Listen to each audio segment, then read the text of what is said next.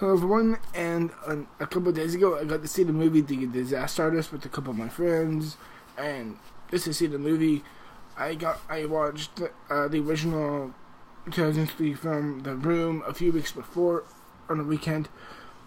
I saw the movie, the original Tommy Wiseau, The Room, and this movie is based off of the book The Disaster Artist, which is written by Greg Sestero, who's played by Dave Franco in this movie, and essentially based around his experience on the movie set and the weird as all hell life of Tommy Wiseau, and that's essentially what this movie is about, and how he kind of documents his time with Tommy Wiseau and how he made the movie. There's many films this year I've seen. Few have made me laugh this freaking hard. Probably not since Thor Ragnarok have I laughed this hard at a movie. This movie, if anything to be praised about, is the comedy, the heart, the surprising degree of heart, the charm, and the storytelling that's being behold in front of you. This movie has a great degree of what I would consider to be, in my view, is a good representation of laughing at the dumbest things, but realizing they're much more passionate than you ever are because you never tried as hard as they did. As much as we, and that's the power and the strength of this movie. As much as we may love at the oddities and the weird, absurd nature of Tommy Wiseau himself, it's like I give him so much more credit than I ever should give myself, because I can say what I want about him, but he followed through on his dreams. He did what he wanted.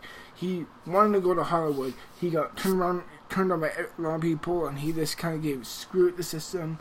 He said essentially screw it to the system, and he made his own film. And little did it know, he created one that probably the season came of bad movies, which very much lives up to that title.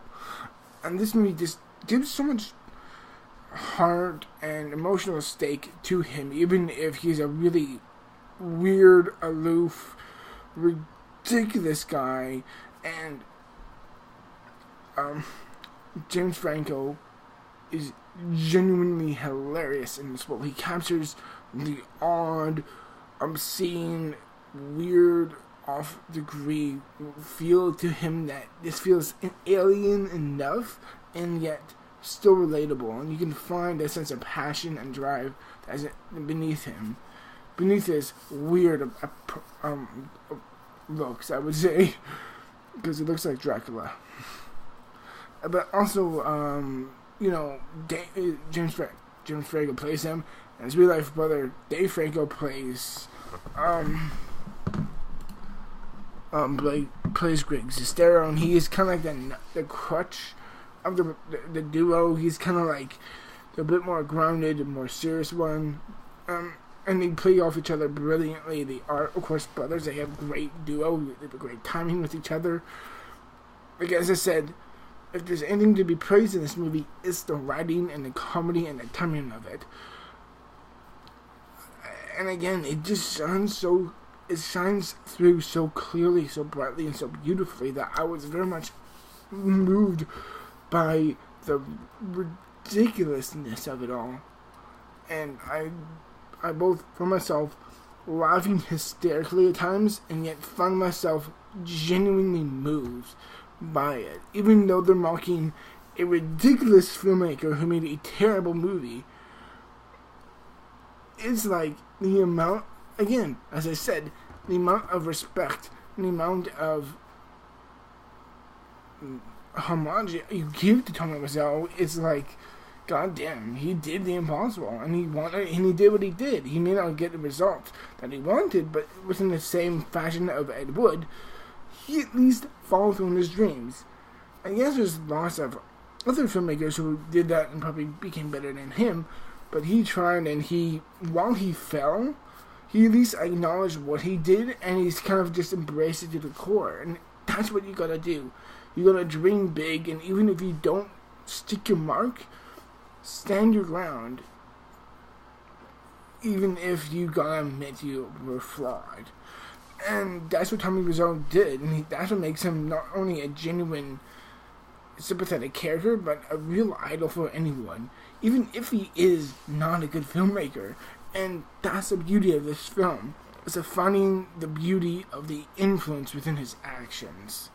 And not just that, the movie is fucking hilarious. It really is. The first half is like a good mix of drama and of drama mixed in with it, and like everyone all around him is kind of like going like, "What the fuck are you guys kidding? Seriously, what the hell is going on?" And yet it has such a great sense of cataclysmic events within each other, especially in the beginning where they go and see. It's not a big spoiler, but they do see James Dean's death. Not death, but the famous actor James Dean from the 50s, his grave, and they're very much like they're very much influenced by that, and it's like you can see that kind of shining through, and through to that, I really found it both moving and touching, just as much as it was gut busting hilarious. And then the second half is like once he starts filmmaking, making the movie, it's like, oh, we're in the cave now. We are definitely just coated everywhere with hilariosity. Oh my god, when they're shooting the sex scene, he's like, is he fucking a belly button? It looks like he's fucking a belly button. It's like absurdly ridiculous, and yet in the end, when he's playing it's not a huge spoiler. This is events that's over 10 years old. Like when he plays the movie in theater and everyone's laughing at him, and he goes outside and he's getting teary-eyed. I both by myself laughing hard, but also understanding why he's getting upset. It's like you can't. It's like a child in a way. On one hand, it makes me kind of feel bad for laughing at the film, but I fucking can't help it. And none of this can help it. It's a funny, ridiculous movie, and that's the power of this movie. And the writing, the comedy, all that, it works beautifully. And that's the genius of the writing and the comedy here. It's super talented. It's clever. It's well crafted. There's a couple of moments in the beginning I did find a bit slow and a bit grating, but it's still kind of like it knows its own momentum. They're like, okay, Tommy Wiseau greatly says, he's like, okay, you want it? Let's go. He's like, I have a house in San Francisco, and let's go over there and make it. And he's like, holy shit. Again, finding the great sense of speed and energy that there is to the film. And I found this film to be oddly moving. The more I think about it, the more I like it more and more. And I don't know if it'll crack my top 5 of the year, but it definitely earns a spot in my top 10. The Disaster Artist is both moving and touching. Also, I gotta say this. The moment when everyone in the theater is laughing, I mean, in the movie itself, even though they were in my experience at the theater, in the movie, when they're showing the movie footage in the theater and everyone else is laughing, it's the hardest I've laughed all year long. It is fucking hysterical, and I highly recommend this movie for anyone.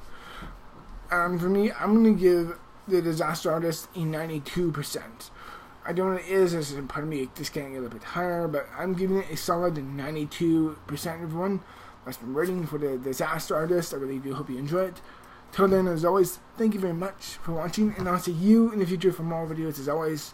Till then, thank you very much for watching, as always, and to see you again in the future. Yeah, bye-bye.